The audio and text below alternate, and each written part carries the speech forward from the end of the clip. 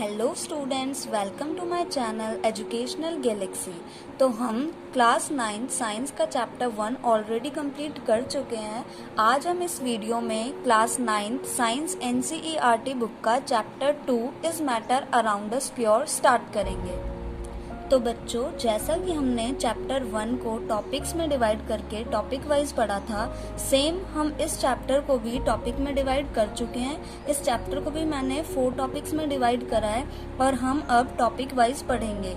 तो आज इस वीडियो में हम अपना फर्स्ट टॉपिक पढ़ेंगे, that is mixture and its types. Next videos में हम आगे के टॉपिक्स 2, 3 एंड 4 पढ़ेंगे। तो चलो आज का टॉपिक स्टार्ट करते हैं।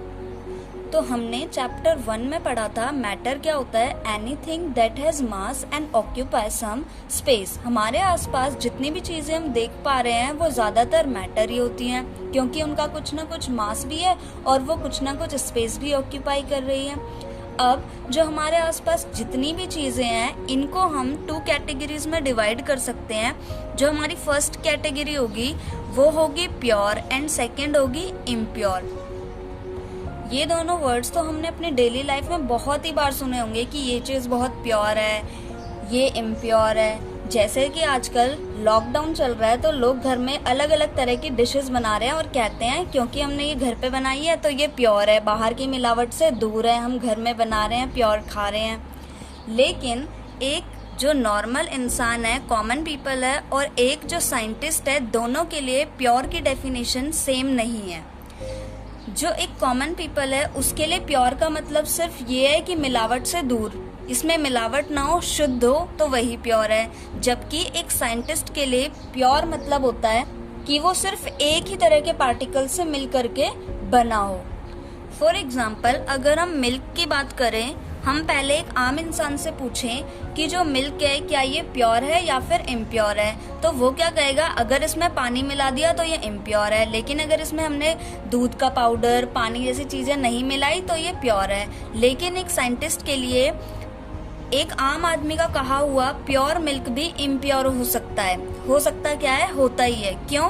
क्योंकि जो मिल्क है वो वाटर, फैट, प्रोटीन्स, इन सब चीजों से मिल करके बना होता है। और हमने अभी बताया ना कि साइंटिस्ट के लिए प्योर चीज क्या होती है, जो कि किसी भी चीजों से मिलकर के ना बना हो, सिर्फ एक तरह के पार्टिकल से मिलकर के बना हो, वही चीज प्योर होती है।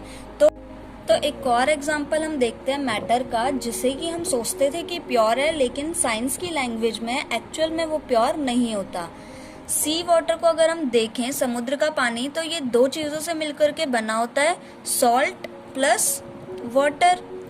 क्योंकि अब ये 2 चीजों से मिलकर के बना है, इसलिए ये प्योर सब्सटेंस तो है नहीं। लेकिन अगर हम सिर्फ सॉल्ट को देखें तो ये सिर्फ एक तरह के पार्टिकल से मिलकर के बना हुआ है, इसलिए इसको हम प्योर सब्सटेंस कह सकते हैं। लेकिन अगर हम वाटर की बात करें तो ये फर्दर 2 कैटेगरीज में डिवाइड होता है। हमें पता है वाटर हाइड्रोजन प्लस ऑक्सीजन से मिलकर के बना होता है, इसलिए इसको हम H2O भी लिखते हैं। लेकिन सिर्फ अगर हम अब हाइड्रोजन के पार्टिकल्स को देखें तो इन्हें हम प्योर सब्सटेंस कह सकते हैं, क्योंकि इसमें सिर्फ और सिर्फ हाइड्रोजन के पार्टिकल्स हैं।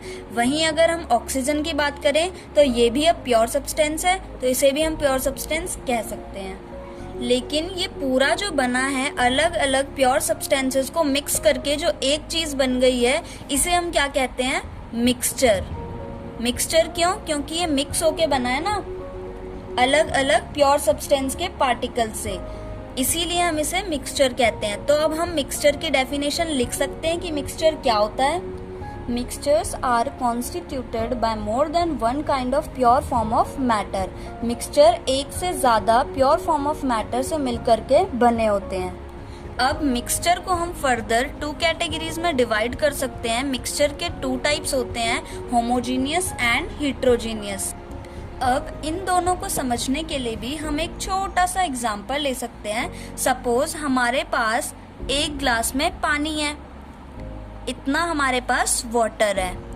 हमने ऊपर से इसमें शुगर या फिर सॉल्ट कुछ भी ले सकते हैं। सपोज हम इसमें 1 चम्मच चीनी अच्छे से घोल देंगे।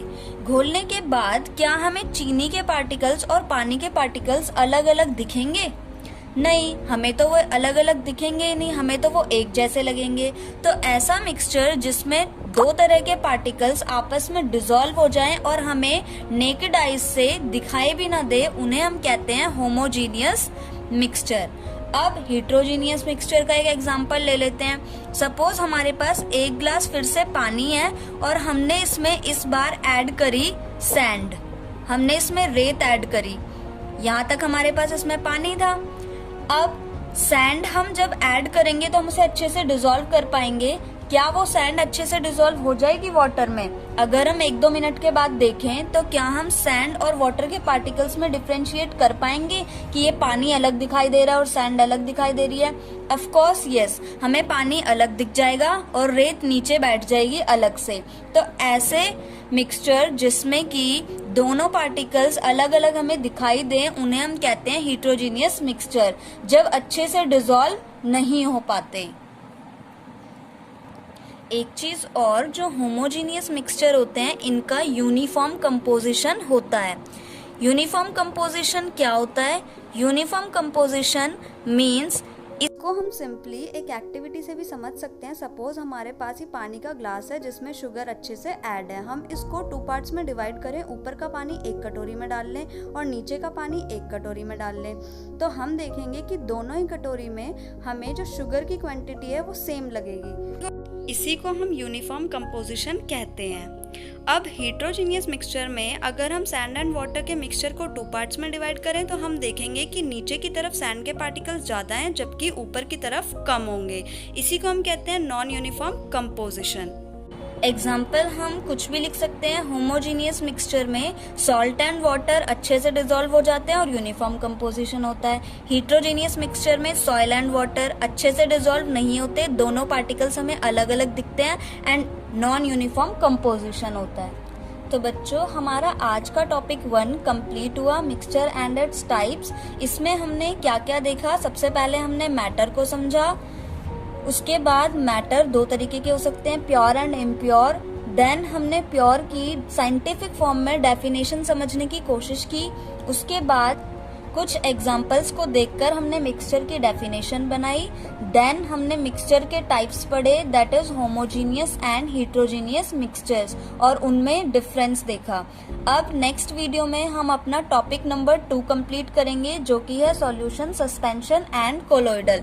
तो तब तक फर्स्ट टॉपिक को ही पढ़ते रहिए। Bye bye.